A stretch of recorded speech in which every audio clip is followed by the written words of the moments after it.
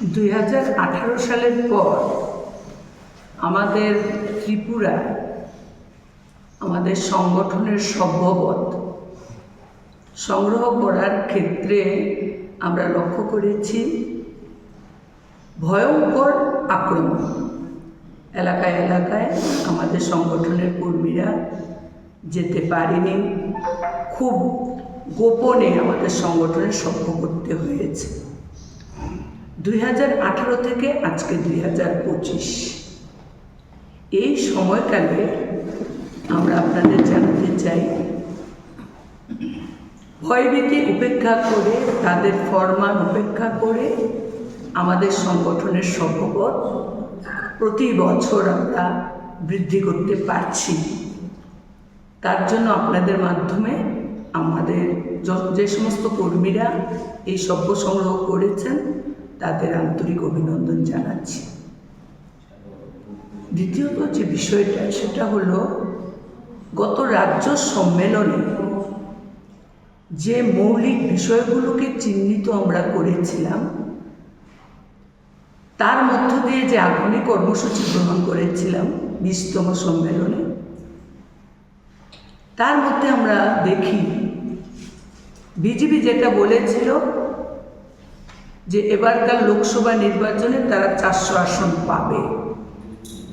আমাদের কেন্দ্রীয় সম্মেলন থেকে রাজ্য সম্মেলন এই সিদ্ধান্তে আমরা দেখেছি আমাদের আগামী কর্মসূচিতে আমাদের ধারাবাহিক লড়াইয়ের মধ্য দিয়ে গত লোকসভা নির্বাচনে তারা 400 যায়নি, গতবার থেকেও তারা কম আসন পেয়েছে। আমরা আমাদের সাংগঠনিক ক্ষমতা অনুযায়ী আমরা চেষ্টা করেছি। গত লোকসভা নির্বাচন ত্রিপুরা রাজ্যে কী হয়েছে আপনারা দেখেছেন। নট অনলি লোকসভা, 18 থেকে যতটা নির্বাচন হয়েছে, ছাপ্পা ভোট হয়েছে, ভোট কেন্দ্রে মানুষ যেতে পারেননি, গেলে পর আক্রান্ত হয়েছেন, পোলিং এজেন্ট সেখানে থাকতে পারেননি। আমরা এবারকার সম্মেলনে আমরা বের করেছি যে আমাদের মেয়েরা এই যে 7 বছর তার মধ্যে কতজন মেয়ে পোলিং এজেন্টের দায়িত্ব পালন করেছে। আমরা দেখেছি আমাদের ত্রিপুরা মেয়েরা এই সন্ত্রাসের মধ্যেও পোলিং এজেন্টের দায়িত্ব পালন করেছে। গত পঞ্চায়েত নির্বাচন, সেখানে মেয়েরা প্রার্থী হয়েছেন, জয়ী হয়েছেন, এবং কালাগানের পাড় যে পঞ্চায়েত, সেই পঞ্চায়েতে মহিলা প্রধান, আপনারা জানেন আজও প্রধানের দায়িত্ব সে পায়নি। সব জায়গায় গেছি, আমরা গেছি পঞ্চায়েত দপ্তর, আরও উচ্চ পদের যে দপ্তরগুলো আছে সেখানে, কিন্তু এখনও পায়নি। এই গত সম্মেলনের পর মৌলিক যে বিষয়গুলো, তারপর গণতান্ত্রিক ব্যবস্থায় নারীদের যে অধিকার, আমরা বলেছিলাম নারী সংরক্ষণ বিল, এটা নির্বাচনী ভাওতা।